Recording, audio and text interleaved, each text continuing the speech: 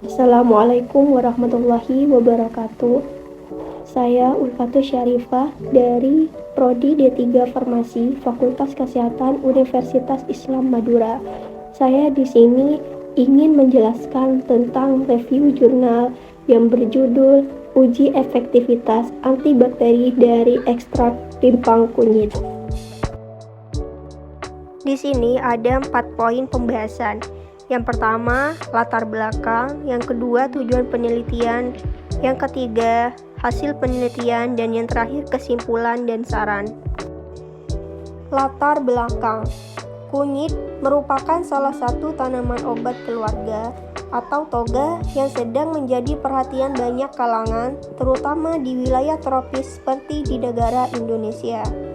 Kunyit juga telah banyak diketahui fungsinya. Di bidang kesehatan, kunyit juga memiliki khasiat dalam mengatasi diare atau memiliki efek antibakteri terhadap berbagai jenis yang dapat menyebabkan diare. Di Indonesia, penyakit endemis yang sering diikuti dengan kematian berpotensi menjadi kejadian luar biasa atau disebut KLB.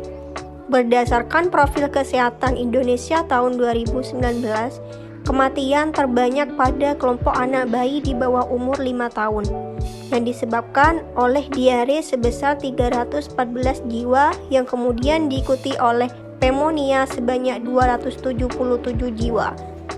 Diare bisa ditimbulkan oleh karena adanya infeksi bakteri, virus, serta parasit. Penyebab diare yang paling banyak setelah rotavirus adalah Escherichia coli.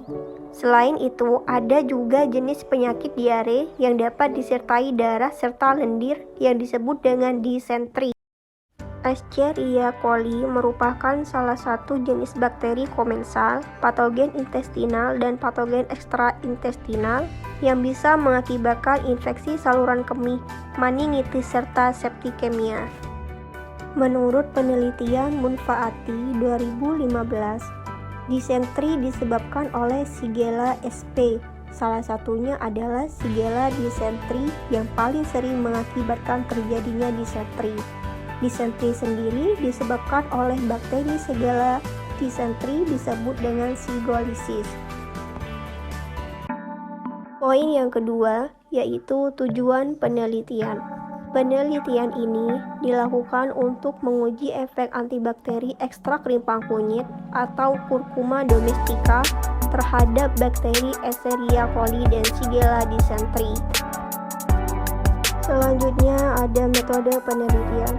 Penelitian ini bersifat eksperimental laboratorik dengan meneliti efek dari ekstrak rimpang kunyit Curcuma domestica terhadap diameter zona hambat, Escherichia coli, dan Shigella dysentery.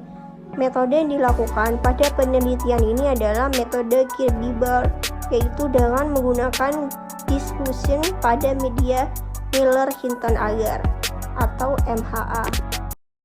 Media kultur yang digunakan pada penelitian ini yaitu McCankey dan Salmonella Shigella agar atau SSA sebagai media identifikasi serta media Miller-Hinton agar atau MHA yang digunakan sebagai media uji diameter zona hambat bakteri. Dalam penelitian ini dilakukan pemberian berbagai kadar ekstrak rimpang kunyit yang diuji, yaitu pada kadar 6,25%, 12,5%, 25%, 50%, dan 100%, serta dengan gentamisin sebagai kontrol positif dan aquades sebagai kontrol negatif.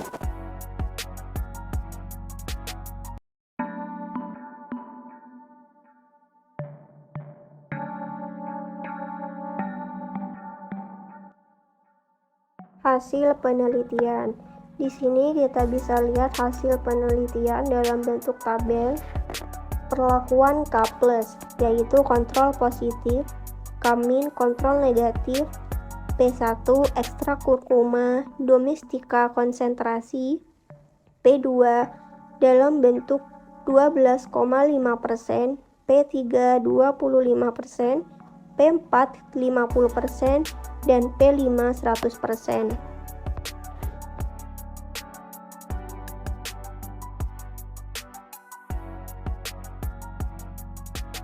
Selanjutnya, pembahasan penelitian uji efektivitas melalui uji daya hambat ekstrak rimpang kunyit terhadap bakteri Escherichia coli menunjukkan bahwa ekstrak dengan konsentrasi 6,25, 12,5, 25, 50, dan 100% dapat menghambat pertumbuhan bakteri tersebut. Diameter zona hambat terbesar terdapat pada ekstrak rimpang kunyit kurkuma dengan konsentrasi 100. Respon daya hambat terhadap pertumbuhan bakteri berbanding lurus dengan zona hambat yang dihasilkan.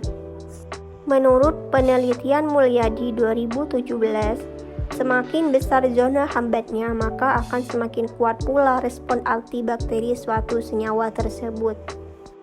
Diameter zona hambat terbentuk karena ekstrak kunyit mengandung senyawa aktif bersifat antimikroba.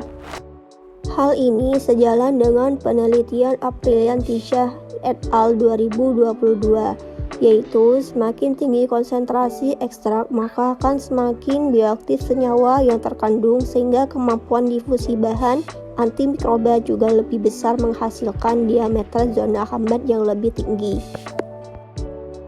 Kandungan senyawa kimia rimpang kunyit dengan pelarut air antara lain alkaloid, tanin, flavonoid, glikosida, dan karbohidrat. Sedangkan dengan pelarut etanol 96% antara lain flavonoid, saponin, alkaloid, minyak atsiri, dan kurkumin. Sedangkan kandungan kurkumin pada ekstrak rimpang kunyit memiliki aktivitas antibakteri terhadap berbagai jenis bakteri, antivirus, dan antitumor.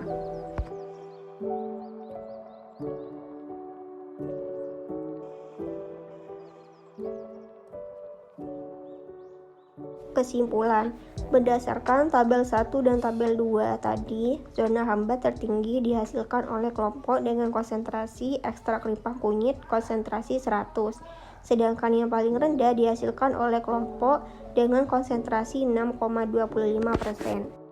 Hal ini sejalan dengan penelitian Lingga 2019 yang menyatakan bahwa semakin tinggi konsentrasi ekstrak rimpang kunyit, maka akan semakin banyak pula kandungan bahan aktif antibakterinya.